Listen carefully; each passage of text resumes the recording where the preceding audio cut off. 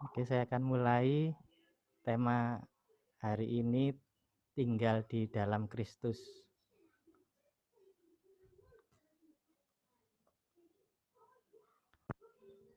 Ayatnya di perkataan Yesus di Yohanes 15 ayat 4 sampai 5. Ayat 4, tinggallah di dalam aku dan aku di dalam kamu. Sama seperti ranting tidak dapat berbuah dari dirinya sendiri kalau ia tidak tinggal pada pokok anggur. Demikian juga kamu tidak berbuah jikalau kamu tidak tinggal di dalam aku. Akulah pokok anggur dan kamulah ranting-rantingnya. Barang siapa tinggal di dalam aku dan aku di dalam dia, ia berbuah banyak. Sebab di luar aku kamu tidak dapat berbuat apa-apa.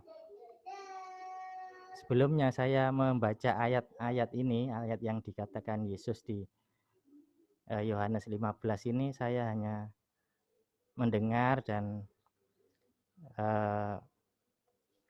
menerima gitu ya.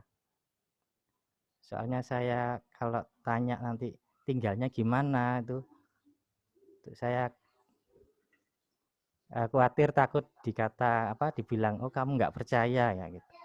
Akhirnya timbul pertanyaan, timbul penasaran seperti ini, bertanya-tanya seperti ini.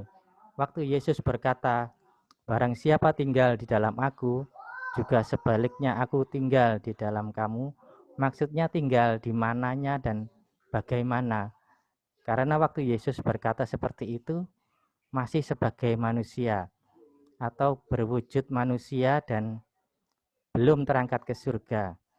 Dan yang mendengar juga manusia. Masa manusia masuk ke dalam tubuhnya manusia lain? Nah, itu yang jadi pertanyaan saya ya. Juga selanjutnya, di masa sekarang ini kita hidup adalah masa di mana Yesus sudah terangkat ke surga kira-kira 1987.000 tahun yang lalu. Lalu bagaimana cara bisa dan tinggal di dalam Yesus yang sudah terangkat ke surga? Nah, kalau menurut saudara ini perumpamaan atau ini sungguhan atau ini perumpamaan tapi sungguhan? Atau saudara punya pendapat yang lain soal tinggal di dalam Yesus, tinggal di dalam Kristus ini?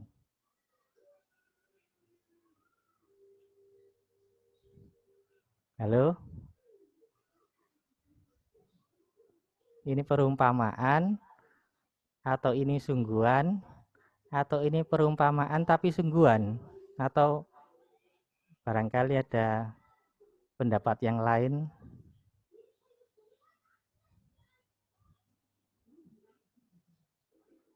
Saya lanjutkan ya, ini kan jadi pertanyaan saya. Selanjutnya, yang dimaksud dengan tinggal itu dimulai dari sini. 1 Korintus 6 ayat 15.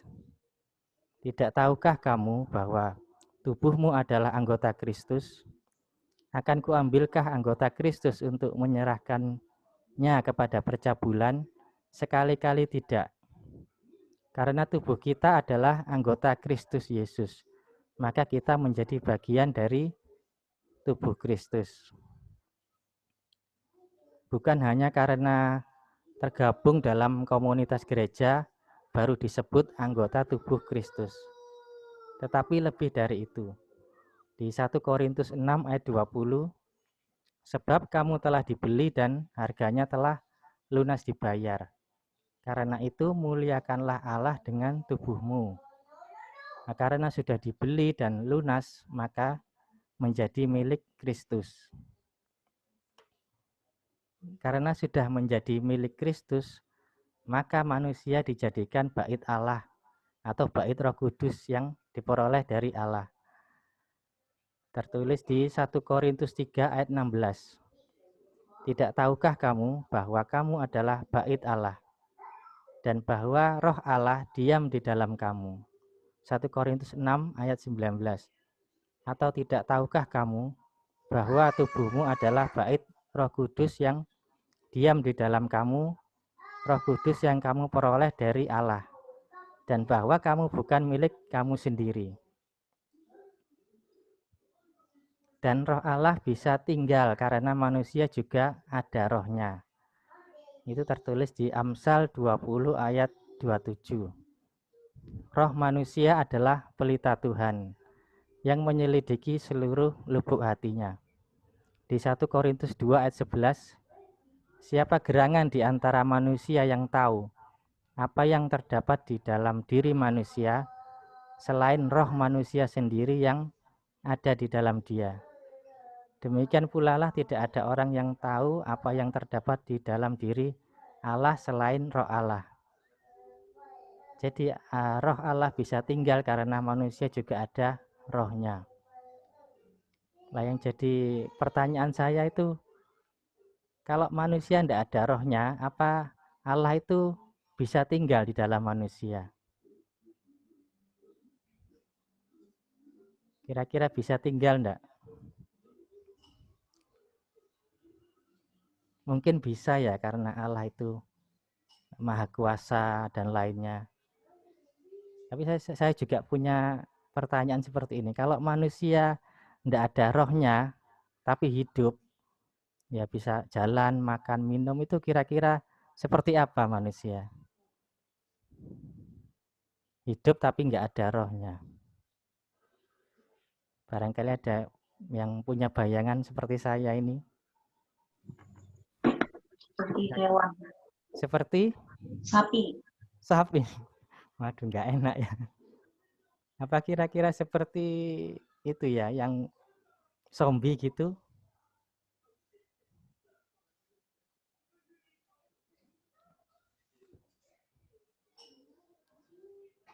Ya, kita lanjut lagi ya.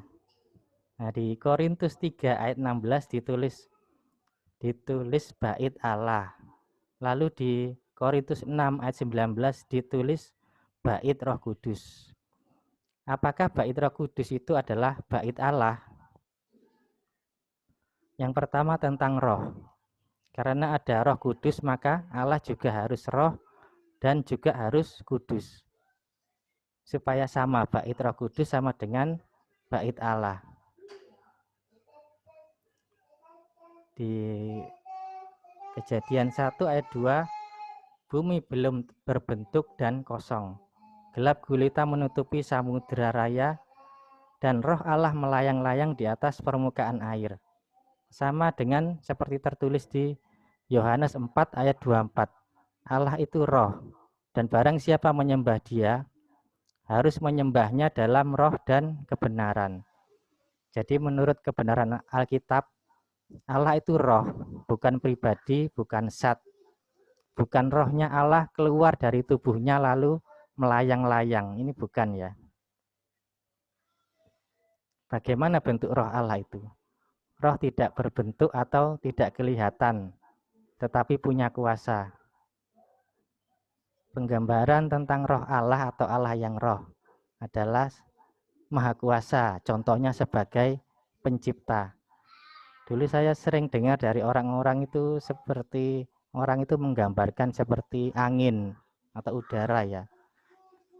Angin udara itu tidak bisa dipegang, tidak kelihatan tapi bisa dirasakan ya.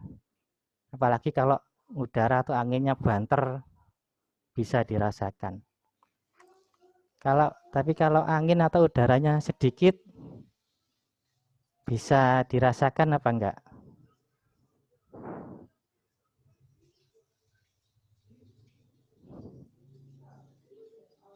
Saya kasih contoh ya, Allah itu kan menciptakan angin atau udara. Bayangan saya itu gini, kalau udaranya banter, anginnya banter bisa dirasakan. Nah, kalau sangat sedikit sekali, saya itu membayangkan kalau di dalam mesinnya mobil, buat pemanasan itu katanya butuh udara ya. Meskipun jumlahnya sangat sedikit, tapi katanya butuh udara. Betul apa enggak itu ya? Atau mesinnya hampa udara. Mesin kendaraan, yang punya kendaraan buat pemanas perlu ya. Jadi meskipun sedikit perlu ya untuk Perlu. ya. Lalu yang suka mesin turbo, kan ada baling-baling turbo. Nah, itu yang disemprotkan udara, angin, atau bensin, atau oli untuk menambah tenaga.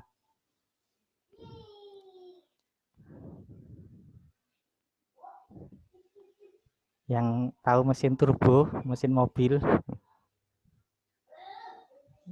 setahu saya udara ya, yaitu salah satu contoh ciptaan Allah ya. Meskipun tidak kelihatan, tidak dirasakan, tapi bisa dilihat hasilnya ya. Lalu selanjutnya Allah itu maha hadir, tertulis di Yeremia 23 ayat 23. Masakan aku ini hanya Allah yang dari dekat, demikianlah firman Tuhan, dan bukan Allah yang dari jauh juga. Jadi Allah ini meskipun jauh tapi juga bisa dekat. Ayat 24, sekiranya ada seseorang menyembunyikan diri dalam tempat persembunyian, masakan aku tidak melihat dia? Demikian firman Tuhan. Tidakkah aku memenuhi langit dan bumi? Demikianlah firman Tuhan. Memenuhi langit dan bumi itu maha hadir. Lalu misalnya di negara kita jumlah orang Kristennya 200 juta. Lalu berapa jumlah roh Allah yang dibutuhkan supaya bisa tinggal di dalam orang Kristen? Berapa jumlah roh Allah yang dibutuhkan? 1, 2, atau 200? 200 juta. Berapa jumlah roh Allah yang dibutuhkan?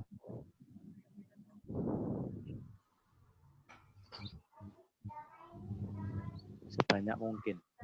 Sebanyak mungkin, ya. Satu yang mewakili 200 juta. Ya.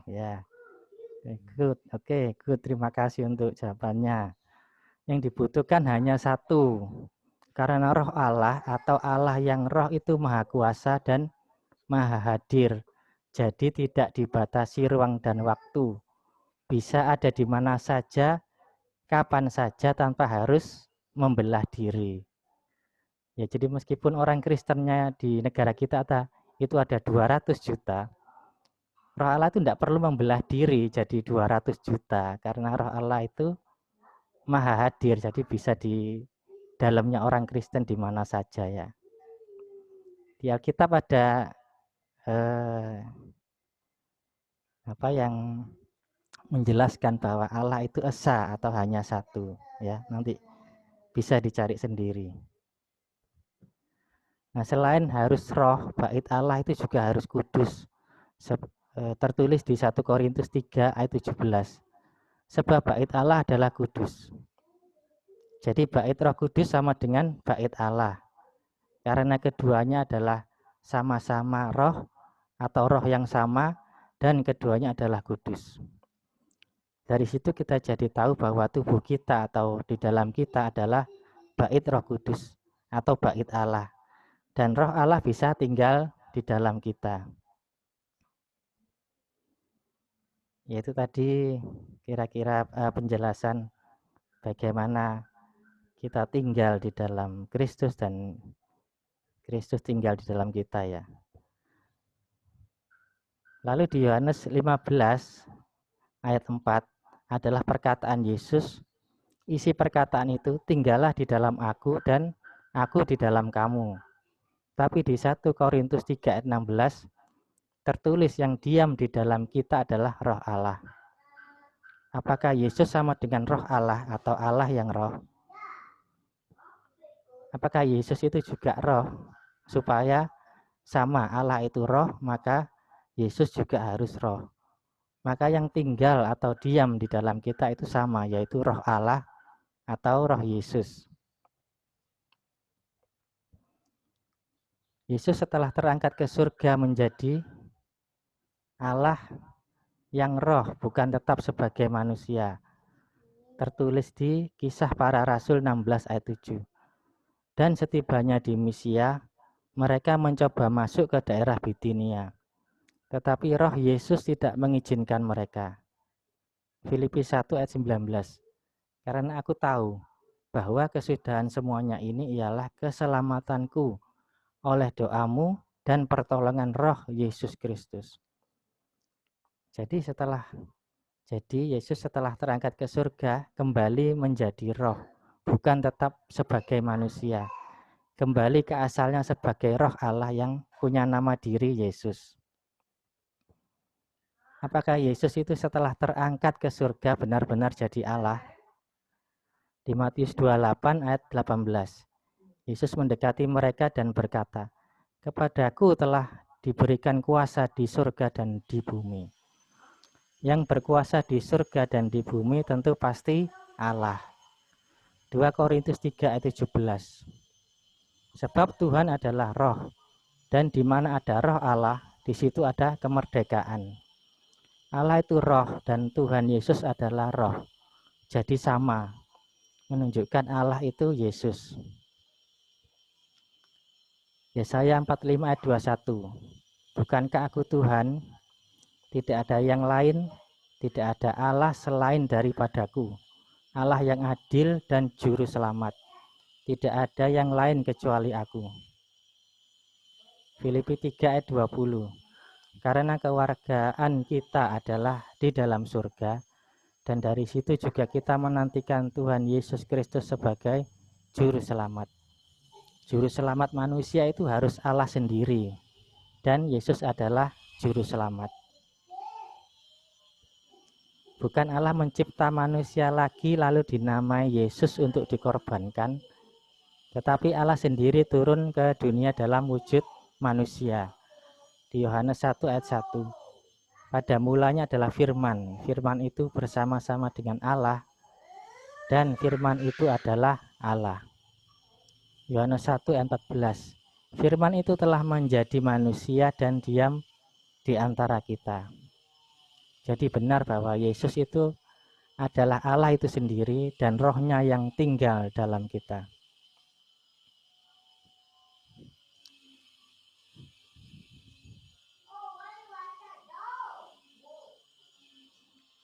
Dari penjelasan di atas semoga kita bisa mengerti ya, roh Allah bisa tinggal di dalam kita, karena tubuh kita adalah bait Allah atau bait Roh Kudus, dan roh Allah itu adalah Yesus sendiri. Setelah kita tinggal di dalam Yesus, dan Yesus tinggal di dalam kita, apa yang terjadi? Kita menghasilkan buah. Matius 3 ayat 8. Jadi hasilkan buah yang sesuai dengan pertobatan. Karena tobat dan terima Yesus sebagai juru selamat, dan menyembah Yesus sebagai Allah yang benar, maka bisa menghasilkan buah. Salah satunya adalah perbuatan baik. Perbuatan baik ini sudah disediakan Allah kalau percaya dan tinggal di dalamnya dan mau melakukan. Tertulis di 2 Timotius 3 ayat 17. Dengan demikian, tiap-tiap manusia kepunyaan Allah diperlengkapi untuk setiap perbuatan baik. Lalu juga kalau kita tinggal di dalam Yesus juga menghasilkan buah yang lain. Ada buah yang lengkap rasanya. Di Galatia 3 ayat 22.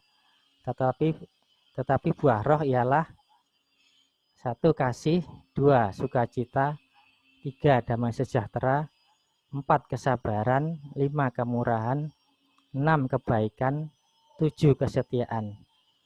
Jadi ada 7. 9. 9 ya. Berarti kurang ya. Kelemahan lanjutan penguasaan diri. Oh ya, berarti saya nulisnya kurang.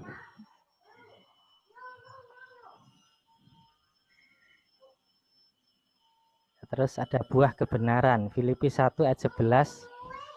Penuh dengan buah kebenaran yang dikerjakan oleh Yesus Kristus untuk memuliakan dan memuji Allah. Nah, di masa sekarang ini banyak orang membutuhkan pertolongan dari berbagai macam hal. Apakah pertolongan itu juga termasuk hasil dari buah yang kita dapatkan waktu kita mau tinggal di dalam Yesus. Saya ambil contoh dari Paulus. Paulus sendiri yang menulis di 1 Korintus 3 ayat 16. Tidak tahukah kamu bahwa kamu adalah bait Allah dan bahwa Roh Allah diam di dalam kamu? 1 Korintus 6 ayat 19. Atau tidak tahukah kamu bahwa tubuhmu adalah bait Roh Kudus yang diam di dalam kamu, Roh Kudus yang kamu peroleh dari Allah, dan bahwa kamu bukan milik kamu sendiri? Paulus mengatakan kita adalah bait Allah dan Roh Allah diam dalam kita. Juga mengatakan tubuh kita adalah bait Roh Kudus diam di dalam kita. Karena Paulus mau bertobat, percaya, terima Yesus sebagai juru selamat, dan menyembah Yesus sebagai Allah, maka Paulus tinggal di dalam Yesus. Maka Paulus mendapat pertolongan hasil dari buah tinggal di dalam Yesus. Salah satu pertolongan Yesus kepada Paulus yang bisa langsung dilihat oleh manusia atau orang-orang yang menyertai Paulus selama melakukan pelayanan ada di Kisah Para Rasul 28 ayat 3. Ketika Paulus memungut seberkas ranting-ranting dan meletakkannya di atas api, keluarlah seekor ular beludak karena panasnya api itu, lalu menggigit tangannya. Ketika orang-orang itu melihat ular itu terpaut pada tangan Paulus, mereka berkata seorang kepada yang lain, orang ini sudah pasti seorang pembunuh, sebab meskipun ia telah luput dari laut, ia tidak dibiarkan hidup oleh Dewi Keadilan. Tetapi Paulus mengibaskan ular itu ke dalam api, dan ia sama sekali tidak menderita sesuatu. Namun mereka menyangka bahwa ia akan bengkak atau akan mati rebah seketika itu juga. Tetapi sesudah lama menanti-nanti, mereka melihat bahwa tidak ada apa-apa yang terjadi padanya. Maka sebaliknya, mereka berpendapat bahwa ia seorang dewa. Saya mengambil contoh Paulus, tidak berarti kita harus mengalami seperti Paulus, seolah-olah kita tinggal di dalam Yesus, jadi kita seperti punya kuasa sakti gitu ya, bukan ya.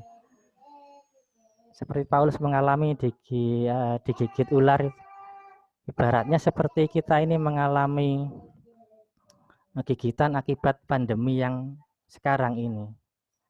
Sama seperti Paulus yang tinggal di dalam Yesus, kita juga tinggal di dalam Yesus, maka kita menghasilkan buah.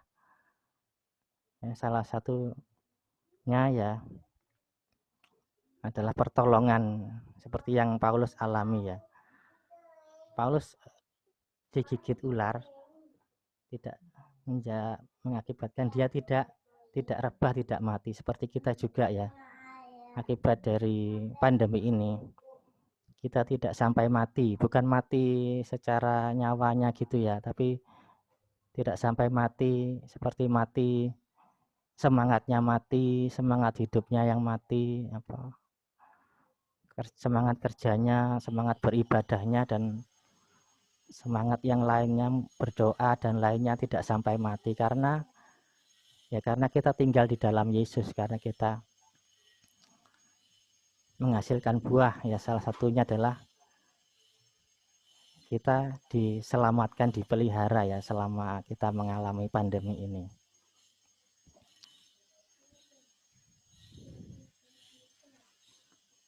Seperti Paulus, karena percaya dan tinggal dalam Yesus yang mendapat pertolongan, maka kita juga bisa mengalami pertolongan yang sama dari Yesus kalau kita mau percaya dan tinggal dalam Yesus. Pertolongan di masa-masa sulit sekarang ini salah satunya adalah pemeliharaan dari Allah kita. Jadi setelah kita mau percaya dan tinggal dalam Yesus, kita ditolong dan menghasilkan buah. Buah ini yang juga bisa dirasakan oleh orang lain. Kita mengalami pertolongan, lalu kita bisa membagikan pertolongan itu. seperti apa jenis pertolongan yang kita butuhkan dan kita bagikan, itu sesuai dengan kebutuhan masing-masing. Hanya Yesus yang tahu. Jadi seperti kita diisi sampai penuh, sampai luber itu keluar ya, lalu kita bagikan ke orang lain. Itulah buah yang kita dapatkan lalu kita bagikan jika kita mau tinggal dalam Yesus. Kalau kita punya, misalnya kita punya pemikiran, prinsip, oh kita harus menolong dulu, nanti pasti ditolong. Ya enggak apa-apa, boleh saja. Tapi suatu saat nanti kalau mengalami kering, lalu mulai kecewa karena enggak ada perhatian, mungkin sudah berkorban, tidak ada yang menghargai, lalu menjadi kering, kecewa, mulai kecewa sama Tuhan, mulai menyalahkan kondisi, keadaan, mulai menyalahkan orang terdekat, orang lain, ya. Kita harus ingat, kita masih punya Yesus, ya. Kita kembali lagi pada Yesus. Jadi kita harus percaya bahwa tubuh kita bait Allah atau bait Roh Kudus. Kita tinggal di dalam Yesus dan Yesus tinggal di dalam kita. Maka kita bisa menghasilkan buah, dan buah itu selain kita alami nikmati sendiri, bisa kita bagikan ke orang lain. Buah tinggal dalam Yesus salah satu contohnya pertolongan pemeliharaan Allah di masa pandemi ini. Yang saudara alami sendiri lalu ceritakan ke orang lain.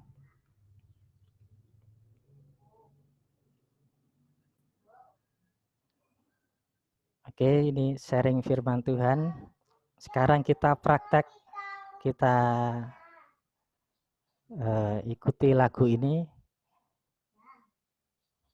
Kita nyatakan bahwa tubuh kita ini ada bait Roh Kudus.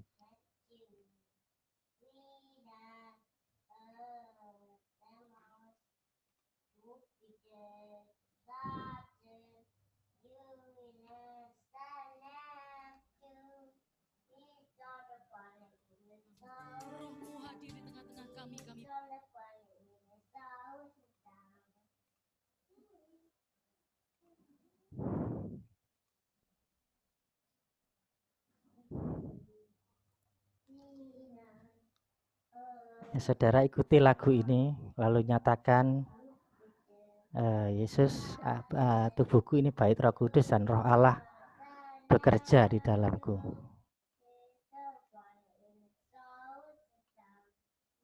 Percaya, menjamah dan melawan kami dengan dahsyat.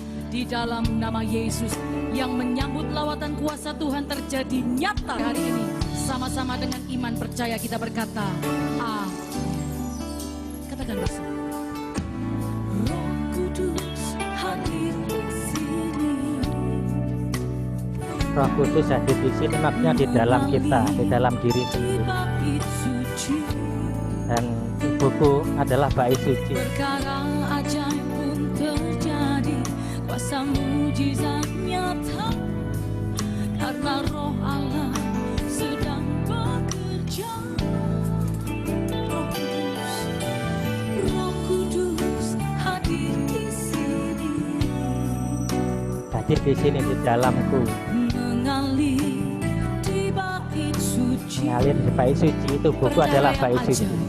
Perkara ajaib pun terjadi, kuasa mujizat nyata, karena Roh Allah sedang bekerja. Angkat hati kita percaya, tiada yang mustahil dan tiada yang sukar. Bila Roh Allah turut bekerja, tiada yang mustahil bagi orang percaya, karena Roh Allah turut bekerja antara kita. Turut bekerja di antara kita maksudnya di dalamku dan di dalam kamu, itu di antara kita semua. Kudus hadir di sini. mengalir di bait suci. Perkara ajaib pasti terjadi, kuasa mujizat nyata, Karena Roh Allah sedang bekerja. Roh Kudus hadir di sini, mengalir di bait suci. perkara ajaib pasti terjadi, kuasa mujizat Nyata karena Roh Allah sedang bekerja. Tiada yang mustahil dan tiada yang sukar bila Roh Allah turut bekerja. Tiada yang mustahil bagi orang percaya, karena Roh Allah turut bekerja. yang mustahil Tiada yang mustahil dan tiada yang sukar bila Roh Allah turut bekerja. Tiada yang mustahil bagi orang percaya, karena Roh Allah turut bekerja antara kita. Mari Bapak Ibu sendiri dengan iman percaya berkata, Roh Kudus Roh Kudus hadir di sini, mengalir di tempat ini, mengalir di bait suci. amin. Kami percaya Tuhan, Perkara ajaib pun terjadi, kuasa mujizat nyata, karena Roh Allah sedang bekerja. lagi katakan Roh Kudus Roh Kudus hadir di sini, mengalir di bait suci. perkara ajaib pasti terjadi, kuasa mujizat Nyata karena Roh Allah. sedang Mari bekerja. sama-sama sambil angkat tangan kita percaya, tiada yang mustahil dan tiada yang sukar bila Roh Allah turut bekerja. Tiada yang mustahil bagi orang percaya, karena Roh Allah turut bekerja. Tiada yang mustahil dan tiada yang sukar bila Roh Allah turut bekerja. Tiada yang mustahil bagi orang percaya, Allah turut bekerja antara kita. Katakan tiada yang mustahil. Tiada yang mustahil dan tiada yang sukar Jadi sesuai dengan apa yang kita pujikan sore ini, bila Roh Allah turut bekerja. percaya Tiada yang mustahil bagi orang percaya, karena Roh Allah turut bekerja. karena Roh Allah turut bekerja. Karena Roh Allah turut bekerja. karena Roh Allah turut bekerja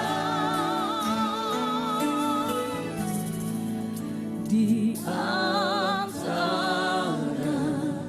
kita.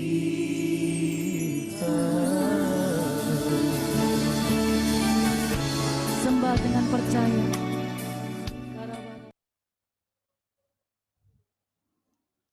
Oke, kita sudah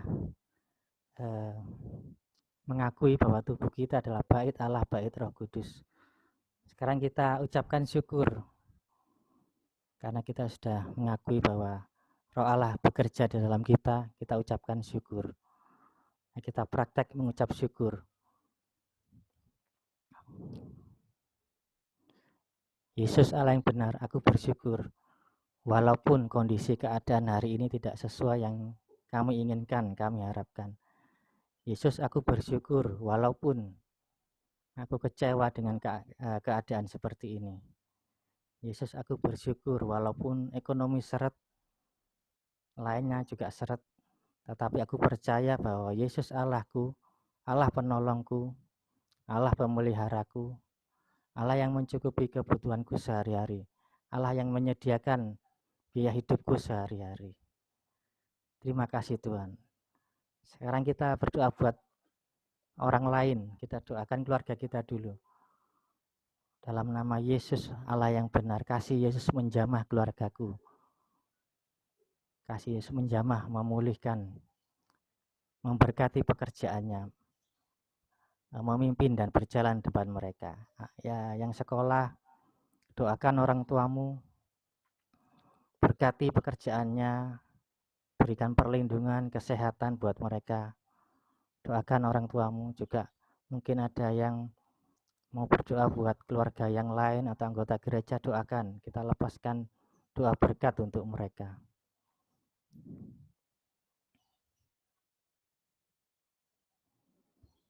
Kita jangan doa untuk merubah mereka, tapi kita lepaskan saja berkat untuk mereka. Supaya berkat dari surga itu melewati kita dan kita lepaskan ke keluarga kita, orang lain kita. Terima kasih Tuhan.